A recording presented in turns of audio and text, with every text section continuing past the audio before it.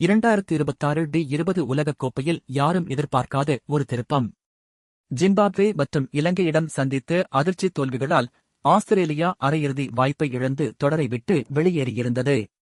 ஆனால் ஒரு காயம்பட்ட சிங்கம் எவ்வளவு ஆபத்தானது என்பதை ஓமன் அணிக்கு எதிராக நிரூபிக்க வேண்டிய கட்டாயத்தில் மிச்சல் மார்ஷ் தலைமையிலான ஆஸ்திரேலியா களம் கண்டது. பல்லேகல மைதானத்தில் நடந்த இந்த ஆட்டம் ஆஸ்திரேலியாவின் பழைய ஆதிக்கத்தை மீண்டும் ஒருமுறை உலகுக்கு நினைவுபடுத்தியது. டாஸ் வென்ற கேப்டன் மார்ஷ் தயக்கமின்றி பந்துவீச்சை தேர்வு செய்தார். ஆஸ்திரேலிய பந்துவீச்சாளர்களின் கண்களில் ஒரு வெறி தெரிந்தது. ஆட்டம் தொடங்கிய முதல் பந்திலேயே அதிர்ச்சி காத்திருந்தது. இளம் வேக பந்து வீச்சாளர் சேவியர் பார்ட்லெட் வீசிய அந்த துல்லியமான பந்து ஓமனின் தொடக்க வீரர் ஆமீர் கலீமின் ஸ்டம்புகளை சிதறடித்தது. முதல் பந்திலேயே விக்கெட். இதுதான் ஆஸ்திரேலியா கொடுக்க நினைத்த செய்தி. பவர்பிளே ஓவர்களில் பார்ட்லெட் மற்றும் நாதன் எல்லிஸ் ஜோடி ஓமன் பேட்ஸ்மேன்களை திணறடித்தது. 39 ரன்களுக்குள் 3 விக்கெட்டுகளை இழந்து ஓமன் தத்தளித்தபோது ஆட்டத்தின் நாயகன் ஆடம் ஜாம்பா உள்ளே வந்தார். தனது மந்திர சுழலால் ஓமன் மிடில் ஆர்டரை நிலைகுலையச் செய்த ஜாம்பா 4 ஓவர்களில் வெறும் 21 ரன்கள் மட்டுமே கொடுத்து 4 விக்கெட்டுகளை வீழ்த்தி சாதனை படைத்தார்.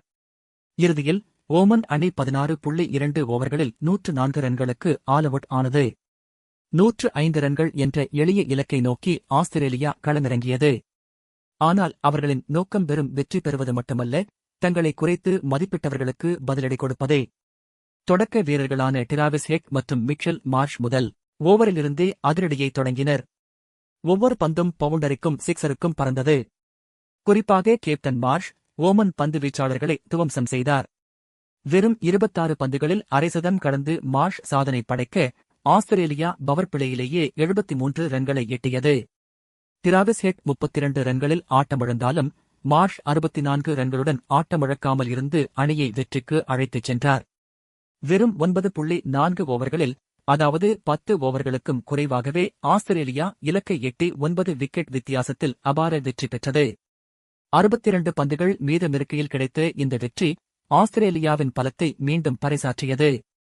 இந்த வெற்றியால் அவர்களால் தொடரில் முன்னேற முடியாவிட்டாலும் ஒரு சாம்பியன் அணி எப்படி விளையாட வேண்டும் என்பதற்கு இந்த ஆட்டம் ஒரு சிறந்த உதாரணமாக அமைந்தது. ஆடம் ஜாம்பா ஆட்ட நாயகனாக தேர்வு செய்யப்பட்டார். ஆஸ்திரேலியா இந்த உலகக் கோப்பையை விட்டு வெளியேறினாலும் ரசிகர்களின் மனதில் ஒரு மாஸ் கம்பேக் கொடுத்த திருப்தியுடன் விடைபெற்றது.